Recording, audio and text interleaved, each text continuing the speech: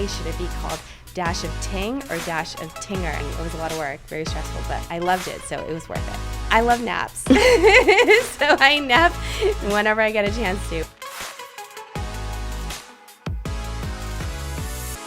Hey everyone, this is Erin Ashley Simon, and you're tuning into Real Gems. In today's episode, we break bread figuratively with a food influencer who mixes creativity, knowledge, and authenticity together, and she goes as the moniker Dash of Ting, aka Tinger. She's a force to be reckoned with. Not only is she a content creator, but she also helps to consult rising creators. Let's take a look at her recipe for success and also her overall journey and perspective. Please welcome Tinger. Hey, you, the person who's tuning into Real Gems. 98% of you are not subscribed to Real Gems with Erin. If you love my content, make sure you hit that subscribe button, please. I would love more of you to join me in my journey. So go ahead and do it. All right, let's get back to the show. Tinger, it's so great to have you. Thanks for having me. I'm happy to be here. And I'm really excited because I think I told you, I'm a massive foodie. I love food. I don't cook as much. I like to eat more. And the content you make is, you have a very interesting, unique twist to it. I know you said that you started out with like really getting into healthy food. Mm-hmm. Then you started implementing like you doing unique things like during the World Cup and all that stuff. But I guess like how did you start? Like how did you get into all of this? So I originally started because I wanted a way to find healthier cuisines, but, you know, with the international palate, I just don't think that the green goddess salad cuts it for me. Sorry, I know it's very popular, but it doesn't. So I wanted to eat my Chinese food, Mexican food, you know, Middle Eastern food, and I wanted to find different healthy ways of doing that. So there are a lot of different ways that you can have those foods that are relatively low carb, and that's how I had been eating earlier, because it made my stomach feel good. And I created those recipes. I posted it online on my blog to share with other people. And eventually it just took off and I started posting on social media. I'm glad you did that because I feel like healthy foods, there's such a stereotype that like if it's healthy, it is like not seasoned or not flavorful, which is not true because a lot of different like cultures, whether it's various different Asian community cultures or Hispanic cultures, like there are healthy options and actually taste good. And so when you started this content, you had a blog and then eventually you started integrating it into Instagram. What was that process from like taking this idea, taking this thing where you're like, okay, this is something, a solution to something that I always wanted to I had a question about. How did you transition it into like, all right, creating the video content, having social media, having like a whole plan? Yeah, so I was ahead of the game because I worked in digital advertising on the corporate level for many years, and I realized like if I want to influence more people, I need to put it on social media, and Instagram was gaining popularity. So how did you go from a blog to Instagram? What was that transition? So I initially worked in corporate digital advertising, so I knew that if I wanted to influence more people, I would have to be on social media. And at the time, it was 2015, Instagram was hot or becoming hot, and I was like, okay, let me just start posting my photos on there to inspire people to think outside the box of like, hey, these foods actually exist and are healthy. So if you think about like, I want to eat Mexican food, and you think like tacos, burritos, maybe it's a little bit heavier, not as healthy, but there's also ceviche, there's cactus salad. Those things are much healthier and lighter, but it's still Mexican and it still has a lot of flavor. From that agency work, it's actually interesting because like some creators, they just like the content creation process and them starting their career is like, it's a first for them. And there's some creators where we had a career prior, a 9-to-5, etc. Like even I had that. What was like? Did you have a transitional moment where you're like, all right, this is starting to pick up momentum? What does this mean? What decisions I have to make for my career moving forward because of this? Like, what was that process for you? So it was funny, and hopefully I don't get in trouble for this. Oh, no. But I worked at a company that helped influencers and brands work on campaigns together. So that was my one of my corporate jobs. And at the time, I had just started doing Facebook Lives on Tastemade. And because my boss at the time was well into the social media, industry, at some point I was like, man, he's going to know that I'm doing these lives, and I should probably have to leave because it would end up being a conflict of interest. So I decided to take a leap of faith, and I was like, let's just go all in. Did you have any fears or anxiety from taking that leap of faith? Yes. I think there's always going to be a sense of fear, like, oh my gosh, am I going to make it? And this is back in 2018 when I went full time, and the influencer market was still growing, but it wasn't as strong as it is now. So it was a little bit scary. Mm-hmm. Luckily, I relied heavily on my knowledge on how to work with brands. I've worked with many Fortune 500 mid-tier brands across the entire US. So I understood what they were looking for in terms of their goals and who their potential consumers could be. And then I would just align my audience with those particular brands that seemed to be like a fit for them. Coming from the agency world, when you first started, what was the first thing that you're like, okay, I need to do this. This is crucial and important for the foundation of my content creation process, my brand. What was that first thing? Video back then was not a priority for people on social media. It was all about pictures and the aesthetics of that. But because I came from the advertising world, I knew that a lot of budget was shifting from TV to video ads.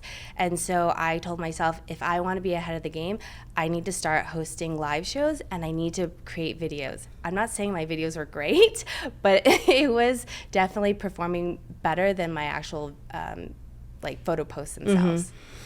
Mm-hmm. And for you, okay, so this is something that I deal with, where you have a lane, you have an idea, but you're just like, okay, there's a lot. It's overwhelming. There's so much you can do. There's so many kinds of foods that you can start with and create content. How did you conceptualize and say, all right, let me figure it out? I can go any direction with when it comes to food content, but this is where I want to narrow it down to. This is what I want to start out with. How did you manage to do that? First, I started with different tips on how to eat healthier by making small tweaks, like creating cauliflower tortillas before the keto and low carb was popular. So making those types of tweaks definitely helped. And then as I progressed into other foods that maybe people were asking me about, or foods that I actually loved, that's kind of where it took off. Man, I sometimes get decision paralysis. That's something that I've had to learn how to navigate, where it was just okay, there's so many different things I can do, so many directions. I don't know where to go. And sometimes you get into this pattern of wanting to do everything, but you kind of have to slow down. So, when it comes to creators who want to start something and they want to find that distinct lane and not be deterred by all these different distractions, what could you say to them from a creator standpoint, from an advertising standpoint, when it comes to finding that lane and sticking with it no matter what is happening around you?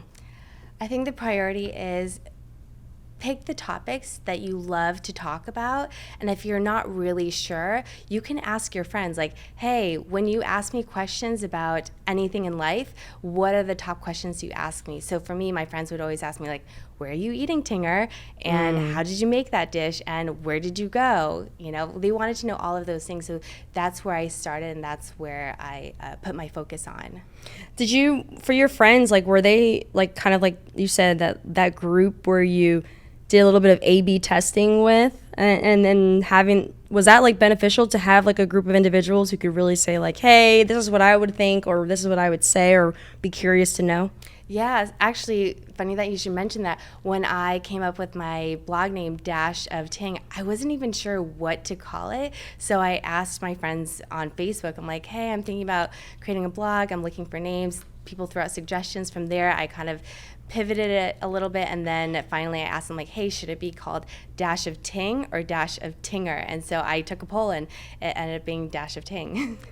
I mean, doing polls, that's great. Because, like, especially when you're like, oh, I'm indecisive, I don't know, like, and having friends to help you with that has been great. Like, even when I said, I get sometimes decision paralysis, and I'm just like, I don't know. Yeah. And it could be a lot. But I thought that, earlier we had the conversation about how healthy food can be seasoned. It can have flavor. It can actually be delicious. And there's a lot of different cultures that have these kind of healthy dishes that have these distinct flavors and taste good. I know for me, when it comes to my Puerto Rican heritage, there's a lot of different foods that you can have that are healthy and also taste good. And I'm sure when it comes to your culture too, how much does your own individual culture play into the dishes and the content that you want to put out? I think it plays a huge part. I think growing up, my mom would always be like, try everything. And my dad's like, if you don't like it, just spit it out in a napkin. You'll be fine. But they would always encourage me to try something new. And I think in terms of like Taiwanese cuisine, there's such a variety where it could be like healthier, but also not healthy. So they really just pushed the envelope for that. And my parents would, let me try different foods from all over the world. And that really helped kind of like shape my palate. When it comes to trying different foods, like how has that kind of, I wouldn't say change you as a person, but how has that opened your mind, whether it's content or just in general? Because like whenever you try new things, it's a new experience. And I feel like new experiences add on to you as an individual and as a person. I think when it comes to food, the more open-minded you are to trying it, I think the more open-minded you are in general about things in life. And so when I meet new people and they're like, I love food, I'm like, you're my peeps. We could be friends. And the ones who are like, oh, I can't eat this, I can't eat that, with the exception of like allergies, of course, then I think that, those people, maybe they just need some time. Maybe they just need a little bit of encouragement. But if they're like, absolutely not, then, maybe that's not my peeps. Yeah, okay. It is okay. And I agree. It's like you should always try something at least once. Yeah. I even say sometimes try it twice because you don't know if that one place you went to and ate does not make the best version of that specific dish. Yeah. So you should always try it another place. I also think that, like, especially when it comes to the food content, there's so many different individuals, so many different people with so many different kinds of following. Do you ever feel pressured to continue to build your following to like big numbers? All the time. It is never ending. It's something that as a creator you wake up thinking about, you fall asleep thinking about. It's chasing the numbers is part of it, but I try not to make that a priority because at the end of the day it's like you have to be able to be comfortable in the content you're creating, and the numbers don't necessarily mean that you're going to get like the book deal, the TV deals, all of those things. If you stay your lane, stay your course, all of those things will eventually follow if that's what you want. Yeah, and it's hard because it's like you have to think about the numbers, but you can't be completely distracted by the numbers because it will take away from like the content process because people followed you because of the content that you made. It's like a whole cycling period that you go through constantly. But there are some things that can help people to build their community. So from your experience, what has been something that has been beneficial for you when it comes to growing a strong and engaged community? I think also asking the audience what they're looking for. Once you've built up your page based on the things that you love, you can also ask your audience, like, what are they looking for? Because maybe there's some information that you have left out that would be helpful for them. So just knowing what they want and kind of catering to that will also be helpful. But never losing sight of who you are as a person or what the kind of content you want to make is, staying the course is important too.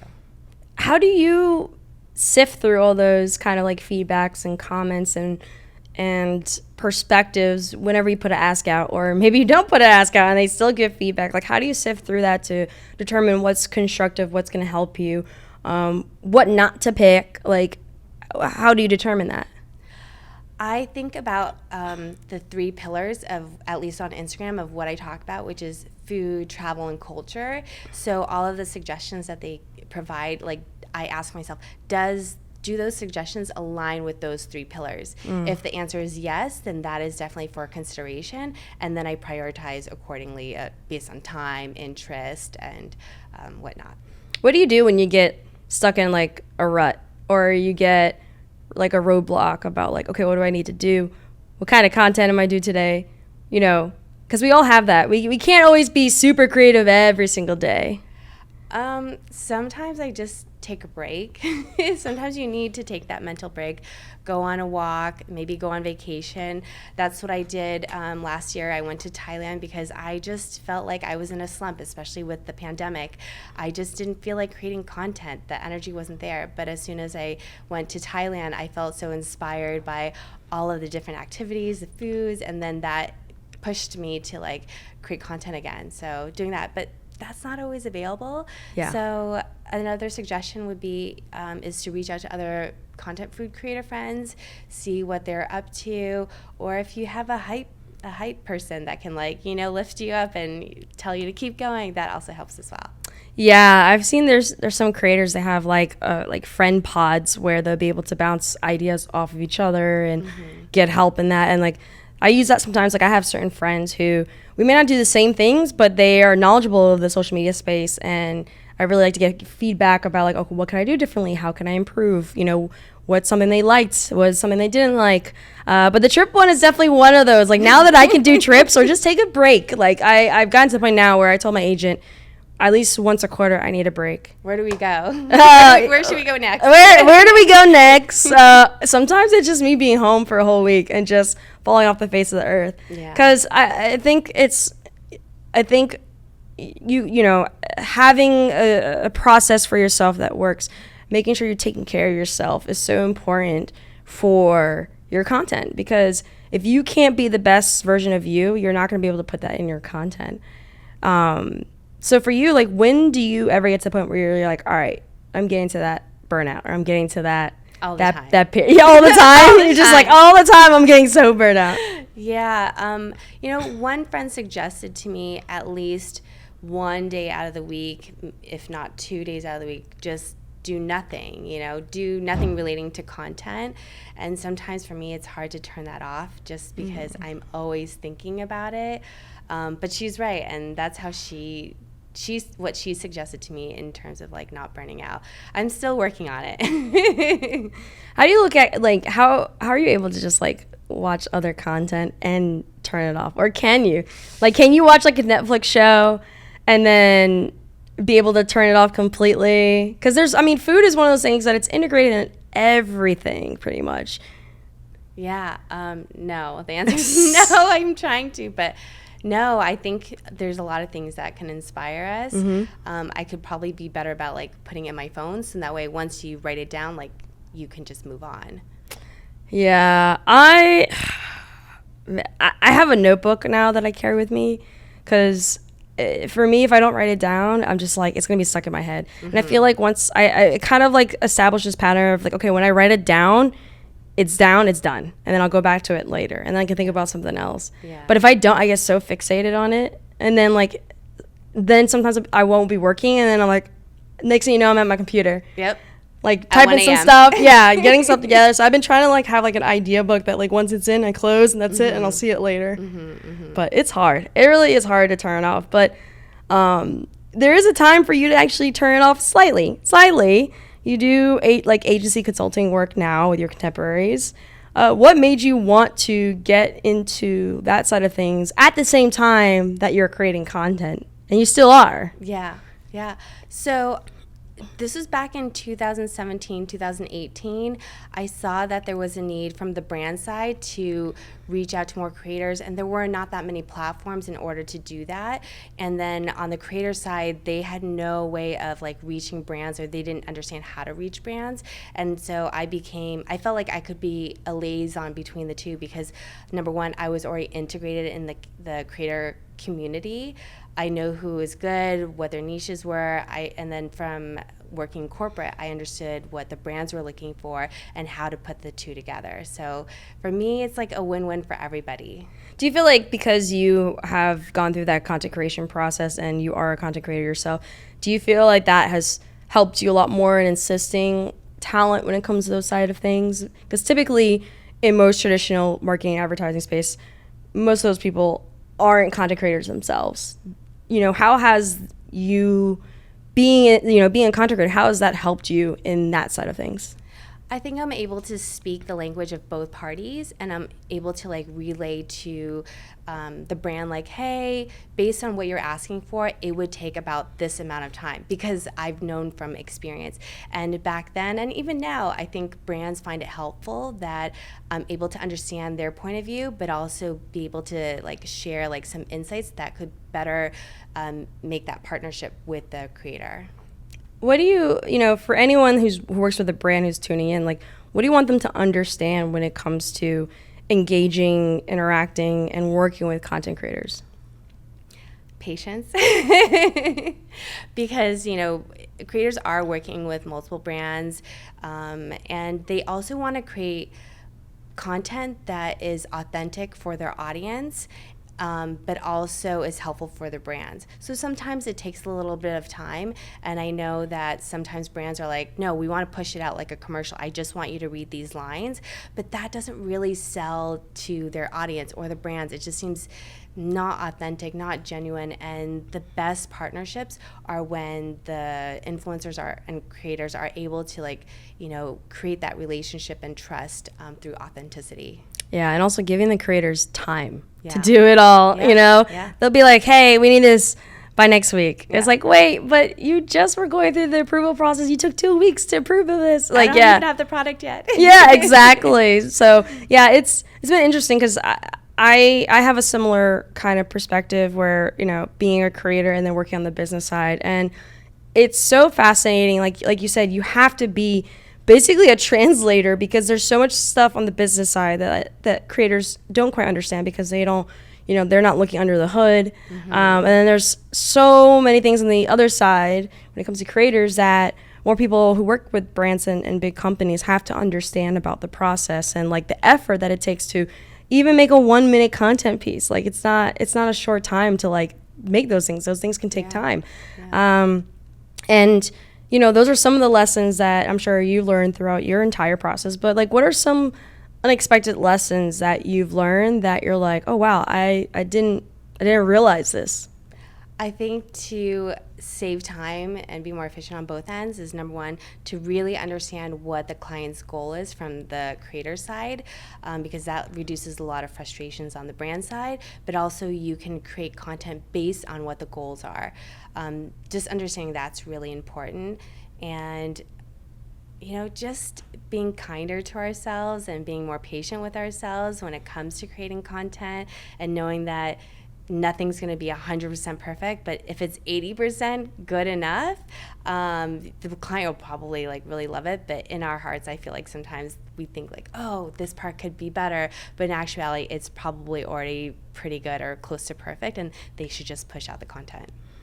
Yeah, and also sometimes the content you least expect to do well can do well. Yeah, because maybe you had the most fun doing it and it was organic, and leading to the World Cup series that I did, it was so much fun, and I got a lot of engagement, and people I'd met after I did the World Cup series are like, oh, I saw it. I'm like, you did? And it was really cool because it was something I loved doing. It was a lot of work, very stressful, but I loved it, so it was worth it. Was that one of your proudest moments, or is there another moment or another content piece that you're most proud of? Yeah, I mean, I want to say my World Cup series is probably my most fun series that I did.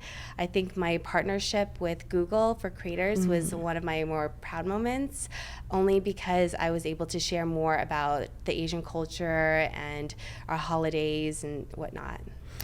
So what does the future look like for Tinger? Like what can we expect? Are you gonna continue the content creation process and also doing the consulting and working with some contemporaries? Like, what does it look like for you moving forward?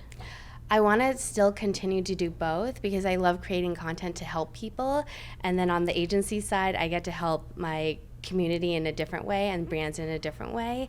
So I want to continue doing that, and hopefully I can have a streaming deal where I can continue to share my love for food and travel and continue to like incorporate my community as well, and a cookbook. So okay. So when do you sleep?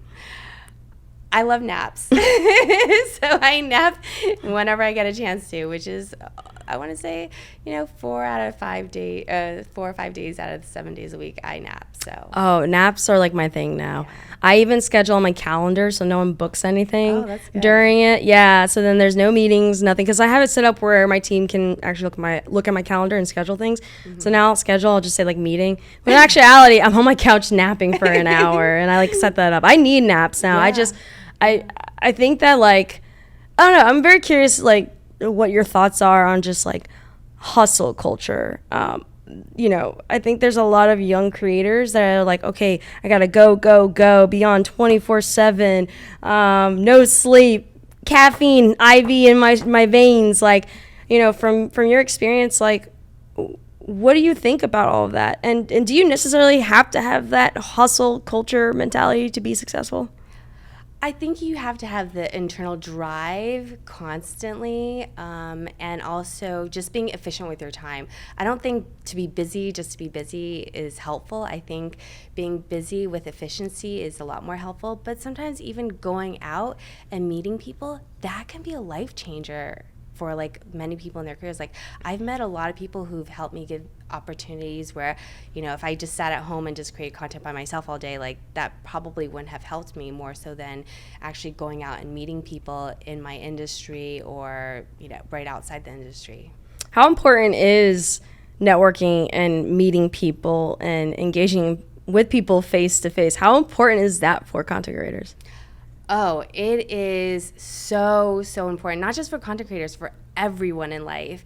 Like, I got my first job from like networking. I got my second job in digital advertising from networking. I've gotten many brand opportunities from networking. And when I say networking, it's not just like, oh, I only want to work with you for business, but I want to make a connection with someone genuinely because I find them interesting, and we can like help each other out maybe at one point. Mm-hmm. So networking is the number one takeaway that I would say. Like, go out, meet new people, and don't have any expectations, and if you can, help them. Always provide some kind of value to somebody, and eventually it will come back. Maybe not from that person, maybe someone else. You just never know. But I think helping others is always a good thing. Oh yeah, absolutely. And I think that for some people it's a challenge to network because some people are a little bit more shyer, and some people may not know how best to go about. But like you said, just genuinely getting to know someone is more than enough. You don't have to network for the expectation of getting something. Mm-hmm. Just network just to get to meet people and get to know them. And so, yes, that could be a challenge for some people, but I also think that, especially for this year, there's been a lot more challenges. We've seen a lot more budget cuts from sponsors and brands. Some other challenges, platforms changing, Twitter now X, and all that fun stuff. What are some other challenges that you are seeing as both a content creator and someone with that agency experience? I mean, definitely, I agree with you. Like, the budgets for a lot of brand deals have significantly slowed down because of the recession or potential looming recession. Hopefully that'll pick back up during Q4, so we'll see. And I think, like you mentioned before, a little bit of the burnout. People are getting a little bit tired because now we have a lot of things to do now that the pandemic is over, that people are going out more and just, trying to slow things down and take it all in and be appreciative. Yeah, I think the quarantine also was a really big burnout time for a lot of people because it's like, okay, they're home.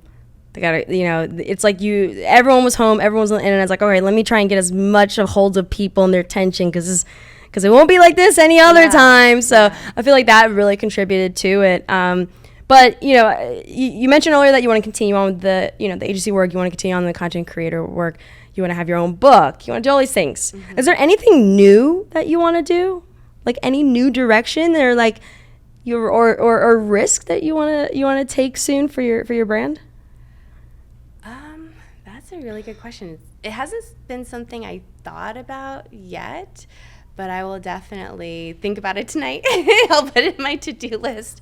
No, I think maybe just visiting countries I haven't been to yet, I think would be wonderful, and just trying different foods from those countries would be fun for me, and just making new friends. I love people, so, if you want a new friend, I'm here. Oh, no, you're wonderful. When we first met, I was like, oh, she's so nice. Yeah. Me too. And, you also share anecdotes, reflections, and I'm sure that has been something that also your followers and other people connect with you on. And so for you, how do you decide what aspects of your life or your feelings or your thoughts to share to the public, to people, especially considering that there's a very unique conversation around these quote unquote parasocial connections that we see online? Everything that I share, I feel like the purpose is to be helpful for the community. So I'm not revealing about my dating life because that's not helpful to anybody, but more so about maybe social injustices that are happening, especially if I'm experiencing it, or my Asian community is experiencing that. I definitely have voiced my opinions on it, not as frequently, but I have, just to show hey, you're my friend. I just want to share with you what's happening so you can have somewhat of an understanding. And I think with empathy, there's going to be compassion, and we can share that with everybody. Do you ever I don't know, are there ever some of these helpful things that are helpful, but maybe you're a little bit hesitant with speaking or out or sharing? Because I know, especially during that time where, Stop Asian Hate, BLM stuff, these were important conversations, but it was also, I think, challenging for a lot of us creators to really show a little bit of vulnerability when it comes to talking about these things, and especially knowing that there's people who are not going to understand. So was it ever kind of challenging, where you're okay, this is important for me to talk about, this is going to help others, but that there could be repercussions or things that come with it that you maybe are not ready for? Yeah, it's something that I thought about before I posted a video about the Asian hate and what I experienced myself, and I wasn't sure what the feedback was going to be, but I just thought what, these people that that are within my community, if they care about me as much as I care about them, I think at least they would be open to listening and maybe potentially understanding, and just creating a little more empathy based on that. But again, not very high expectations. It was more just because I felt like this was authentic to myself. And I had people who told me I don't agree with you. I don't agree that you would put yourself out there like that, because it's so different from the content, your uplifting content that you typically do. And I said, I totally understand, but this is my journey. This is what I want to share. And not everybody will agree with me, but that's okay, because at the end of the day, I have to live with myself. Nobody else does. Yeah. How do you go about this is actually, it's weird for me to say, but it's quite interesting. How do you go about humanizing yourself to your audience? Because I feel like sometimes, especially in the internet age, people forget we're all human beings. And you do have the power to humanize yourself when others may not humanize you. So how do you do that? I think just, I share the imperfect parts of me online, and the things that, little quirks that I do that, don't seem perfect. What? When I don't know, when I'm a messy eater, or I'm just trying to think what else I do. Or, just sharing how I'm feeling about certain events that are happening when things are not so positive, and things that make me sad. Yeah, I'll share about those things to show that I'm human too. I'm not perfect. But I think no matter what, I always tell myself, like, if I could record myself now and then look back in 5 years, am I going to be okay with my behavior? So that's something I always think about before I put any type of reaction, especially online. So that actually, what you said has been part of an ongoing kind of controversial conversation about, are creators responsible for their influence in their audience? What are your thoughts on that? When it comes to responsibilities, I say I give more power to the people who are watching the content versus the creators themselves, because I feel like people are smart. They can make their own decisions. The content creators are just speaking from their point of view, whether or not you agree or don't agree. There's content creators that, like, I love their content, but I might not always agree with what they, different aspects of their thought process. But I'm my own person, and I feel like everybody is smart enough to make their own decisions. And if they're not, then maybe they should not be online, especially if you're young and impressionable. But that's where hopefully, parents and our community can really help raise the youth in that aspect. It's actually fascinating that you had that perspective. I agree, but I think for me also, I've felt that there is some responsibility on creators and how, like for example, when you were mentioning, like, okay, the content that I put out, am I going to be proud of this later on? Mm-hmm. Like, is this something that I want best representative of who I am and my community?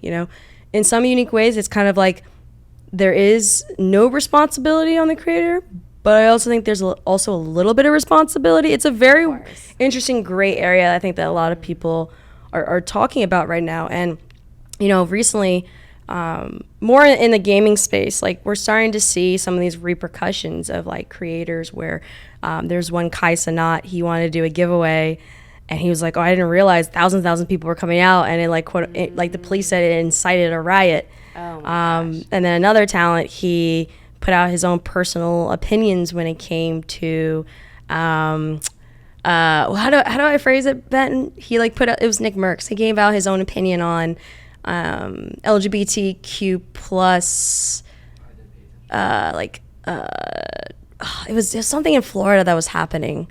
Of course it's Florida. But basically Florida. Let's just saw it off at this point. But he put his opinion out. It wasn't worded right, and it got him in a little bit of trouble. And so from, let's turn on your agency side. Well, actually, can I interject for one second? Oh yeah, go ahead. So I do want to say that's where the human element of a creator is that, like, when they say something, they may or may not be thinking ahead, especially if they're quite young, and they're human too. So like, maybe the way that they communicate wasn't as effective as they were hoping it would be, but also what are the intentions of, like, how they said it, why they said it, where does it come from? Like, those things also need to be taken into perspective. And at the end of the day, sometimes people just flat out make mistakes. I'm not perfect either, and I think sometimes that the public is not as forgiving when maybe they should be. I'm not saying that the creators are not at fault at all, and they should definitely take some responsibility knowing that people are watching them and be a little bit more careful. But at the end of the day, we're all human, creator or not creator. Like, we're all human still, and we all make mistakes. Oh yeah, absolutely. I think that, like, those were just some of the big instances that happened in gaming. And I always wonder, like, how can we balance what you said in terms of the humanizing factor with accountability? Because it's like the internet is essentially the wild, wild west, and it's like, especially for creators, it's like, how can we be able to do that, especially since there's so many young creators now who literally grew up on the internet. Like, we didn't grow up on the internet, so it's like, I don't know, I guess it's so fascinating. And how do you, from people who are maybe on the, like, agency side or, like, work with the talent, because you have that experience, that duality experience, how can us as industry people help guide these creators and guide them towards, I mean, not necessarily making mistakes, because they're going to make mistakes, but, like, having better process and systems in place so that it can minimize these kind of mistakes without taking away from who they are as individuals. Yeah. I think this is something that I practice myself is if there's something that I want to say and it may not come out as eloquently like as I would like it to be because maybe I'm emotionally, on edge or fired up, I will ask someone beforehand, like, hey, this is the message I want to put out. Is there a way that I can still keep that message, but maybe say in a way that is going to be well received?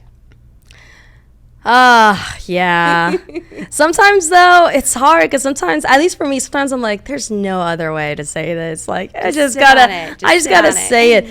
Recently, because I kind of had that moment recently where, in the gaming space, we're going through a very unique period of time, a unique financial period of time where there's like several companies that are falling, they're going to bankruptcy, all that stuff. And, a lot of creators don't always get to see what's behind the scenes, and even I can even say like some creators don't fully understand the business of the industry that they're in. And so sometimes it's hard where it's just like, listen, this is what it is. Like, this is just the real. I'm sorry. Like, I don't know how else to phrase it. Like, do you ever mentor, especially the creators who are in the food scene, right? Like, or just in general with the agency work you do, like how do you keep it real with them about like that business side while also maintaining like, hey, like this is how it is, but like we can take these necessary steps to like get you to where you want to go?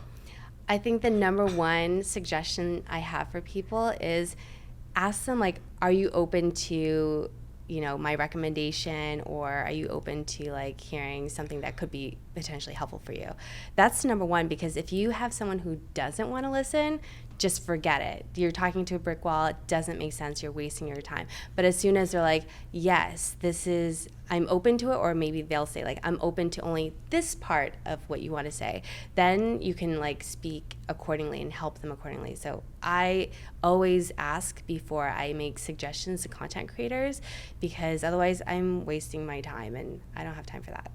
I started doing that with my friends. Like anytime they come to me, I'm like, do you want me to just listen, or do you want my opinion? Yeah, exactly. And it works out. Yeah. But sometimes it doesn't, because even when they ask for the opinion, they're like, oh, it wasn't the opinion I wanted to hear. I'm like, oh, I've asked for it. I'm here to look out for you. That's just how it is. All right, well, Tinger, the last question I always ask everyone on the show is, what is that one advice, that one real gem that you want people to walk away from when it comes to this episode?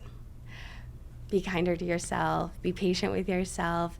Everything's going to be okay. Everything's going to work out exactly how it's supposed to. So just take it one day at a time.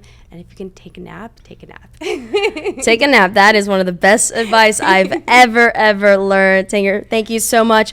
Where can everyone find you on social media and the internet? Yeah, you can go to my blog, dashofting.com. You can find me on Instagram and YouTube as well.